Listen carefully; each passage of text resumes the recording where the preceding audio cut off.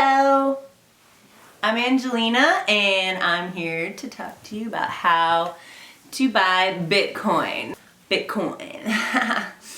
Yeah, and this is the new puppy and I'm gonna be excited to look back on this video and see how tiny my teeny is. So, if for those that don't know me, I'm just an artist freak that likes information and likes revolutionary systems, so I really like Bitcoin because it's all of the above. I've been interested in Bitcoin probably since 2011. It came on the scene in my consciousness, but I didn't really understand it, and I was broke, so I was like, why would I spend my beer money on something that I don't think really exists? So I started seriously investing in 2016, and since then have put more and more in and sold most of it around 2018, I think, when it had the peak and drop. And now we are in that point of Bitcoin where the technology and institutions are catching up with what is possible, and I really like Bitcoin. It just has a lot of potential to really say fuck big banks. So that's cool. And as a child of the recession, the Great Recession, I'm a big fuck big banks person because they took all of our money. They got the bailout and we didn't, and I graduated from college with nothing. So yeah. So I'm just gonna try to do a really brief background on Bitcoin so that we can all kind of like understand on the same page. I will let you know after I record this where in the timestamp is the actual how to buy, because some people know this. So in 2008, 2009, this open source software came on the web, and it promised it was a software for a decentralized digital currency based on a peer-to-peer network, which means that there's no middleman. It basically exists by these blocks crunching each other. Somebody sees it, somebody witnesses it, somebody else witnesses it, and then you have the transaction, and it's time-stamped and then locked into the box. And then that block adds to the block of all the histories and stays connected, so that the security is really tight, and that's why it's cryptographic, because nobody can edit an old block. Like it eliminates the need for oversight organizations like bank. This is why it's called crypto for short. And then because of this technology, other coins have emerged like Ether or Litecoin, using this like peer-to-peer reading, blocking.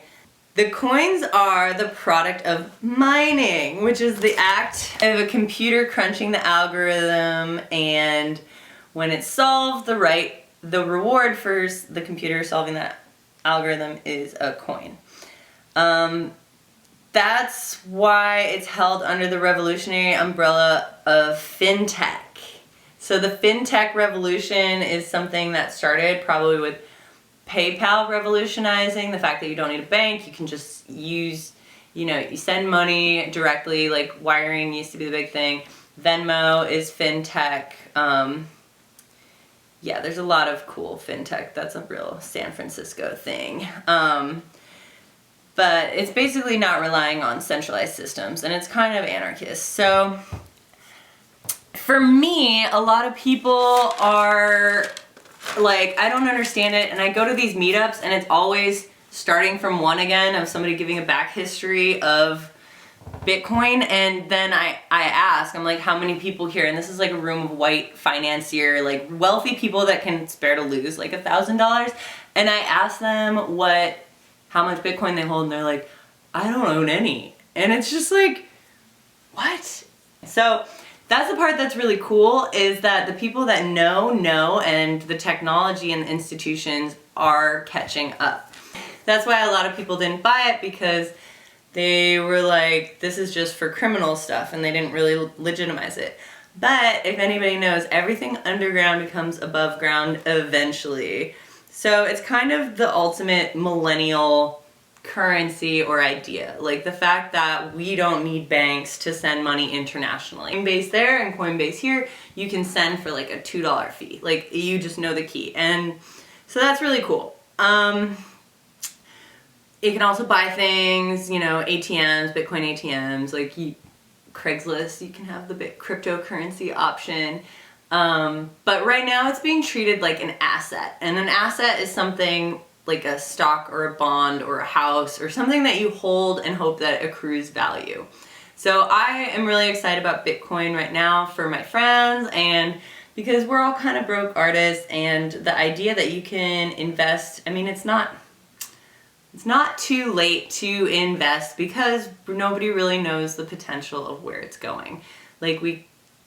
I was listening to Fox News this summer, and don't ask, it was like at the airport, and they said that crypto is expected to be at 50K a coin by summer 2021. And like, the fact that they're talking about it is really exciting. And I do think a lot of this groundwork from 2016 on, has been kind of in this like legitimacy paradigm. And so people have been trying to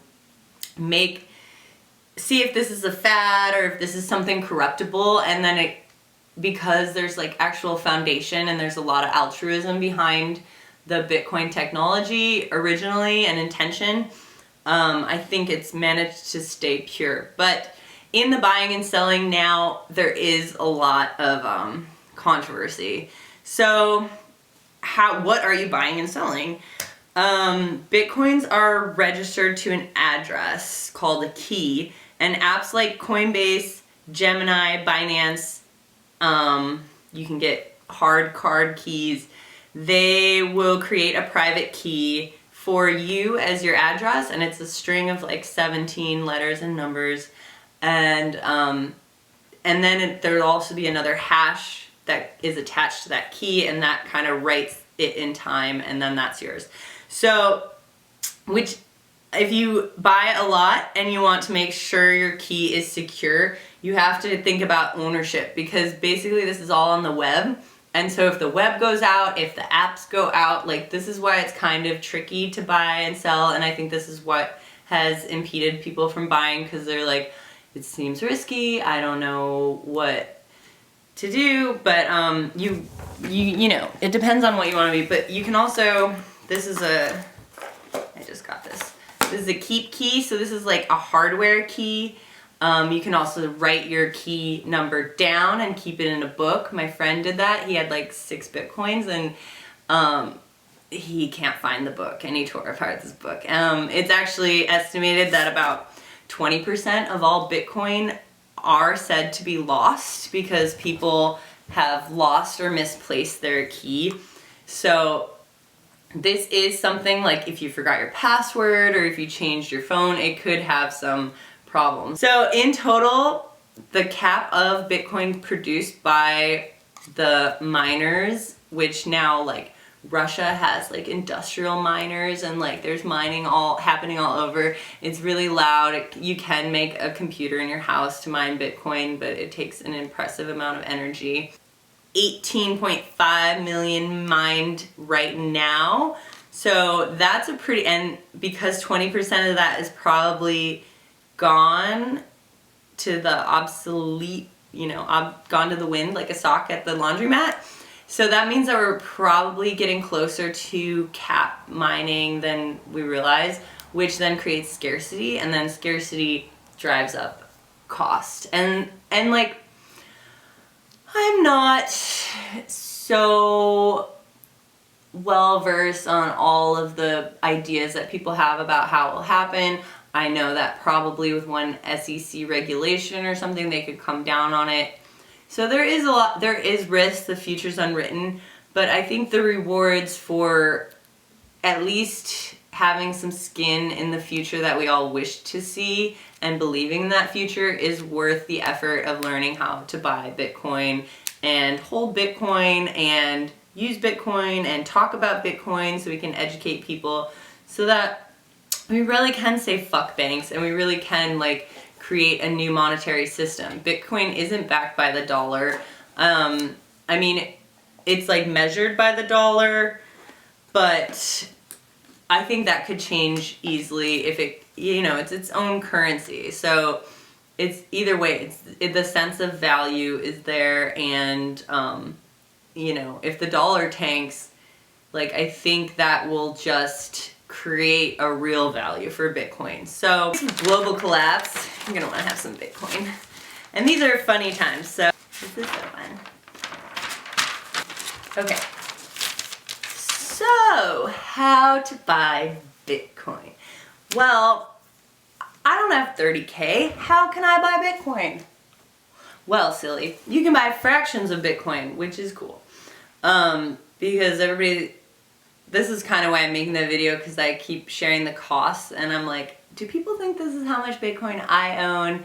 I'm like, no, that's just the price rising.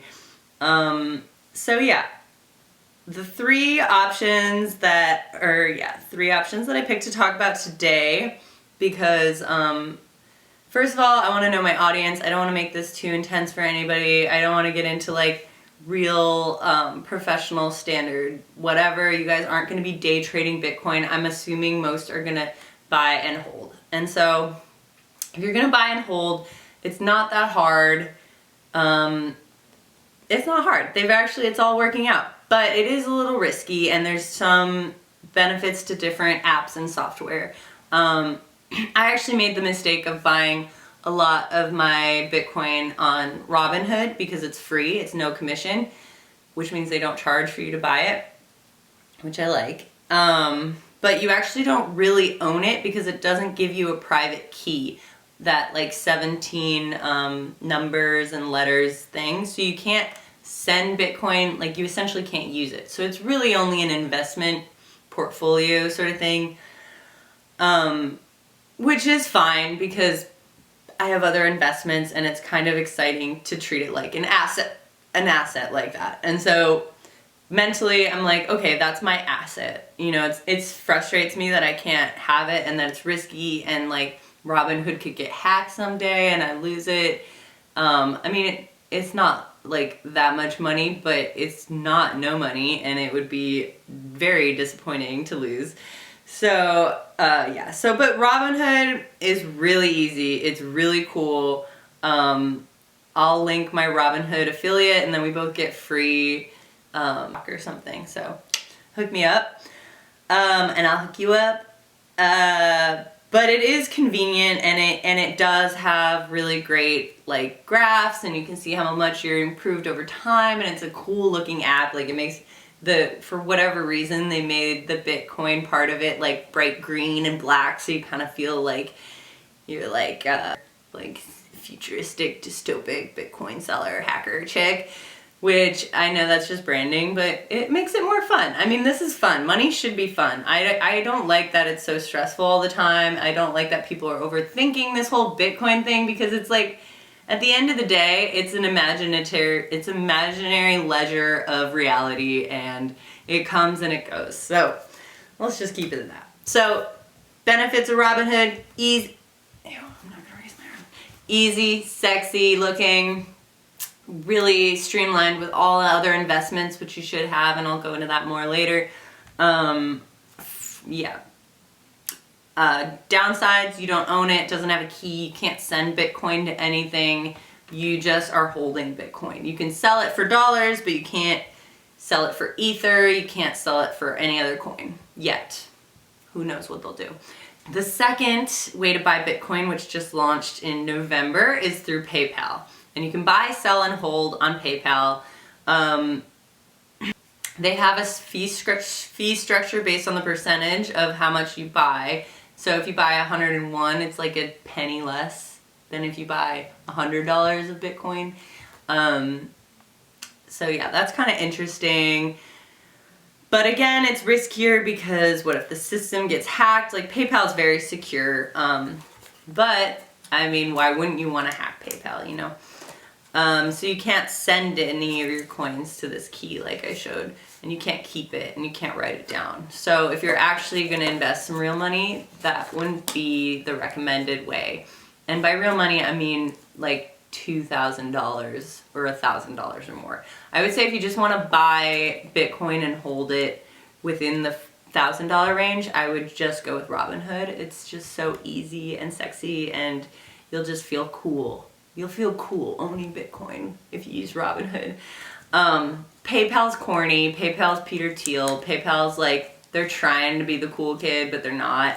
But it's PayPal, so it's integrated with everything. So they don't allow you to buy items with it yet. But I think they're just probably working out some FCC stuff, and they will, because it's all about seeing in the future. Like, why would they let you buy Bitcoin and then you can't actually buy goods with it? Like, that's silly. So that'll probably be a button that comes up. So, and then lastly, the most popular way to buy Bitcoin is using Coinbase app. What? And Coinbase is really cool. They were really janky in 2016. Like, I didn't really like Coinbase for buying. I started using Gemini, which is another one that's pretty easy to use. But CoinDesk is really good for doing some education stuff, for learning about more coins and what is all of this, and finding out about what's next. But it's cheapest if you use your ACH transfer, so that's like when you're getting paid and you get your routing number and your bank number. That's the fastest way or the cheapest way to withdraw, but otherwise it has a percentage bank. And yeah. And so in conclusion, how to buy Bitcoin with money and today. That's probably all the advice I have for you. No, use a Coinbase app. It's a free app if you want to take this seriously. Use Robinhood if you want to have fun with it and start watching your investment portfolio grow. And use PayPal if you don't want to think about it, but you want to do something because you don't want to be a loser, but you know you have a PayPal. You don't want any more apps, but you want to get some, and you don't want to miss out. So that's my advice. I'm losing my voice. My puppy is falling asleep. Should we wake her up to say hi to you guys? Oh, she didn't like that. You in a dream? Were you in a dream? Thanks for watching, and I hope this helps. I'll probably be posting more to YouTube, and I want to help people understand money more as I'm understanding it, as I'm learning it. I think the only way we're going to get the power back from all these stupid billionaires is by understanding their tactics. And most of it is like double speak. Like, they use these ridiculous made up words that they invented to talk about stuff that if you describe it in layman's terms, it makes way more sense. So I just want to help everybody understand this silly world of money because, yeah, I want everybody to feel good. So right now, I mean, as far as speculation on where it's going to go, I want to have faith that it's going to go to 50K, and you know, if you invest $50 and it goes to 50K, if you invest $50 at 30,000 and then increase to 50K, that's 200% or something, and then boom, you got $150. I don't know. I didn't do that math. I should probably have done that math so that I would have that example for you. But I would just say it's worth it. But I also will add, don't invest unless you have a savings. And if you don't have 1 month's of savings already saved up in like a high yield interest account, don't buy Bitcoin. It's just like irresponsible. I mean, I'm not telling you what to do. You can be irresponsible. I mean, fuck it, I'm telling you what to do. But you should have a month's savings. Just buy $50. Just get that stimmy check. If you have all your bills covered, get that stimmy check and buy some Bitcoin. Okay? You can definitely comment any questions. I'll answer them. And thank you guys.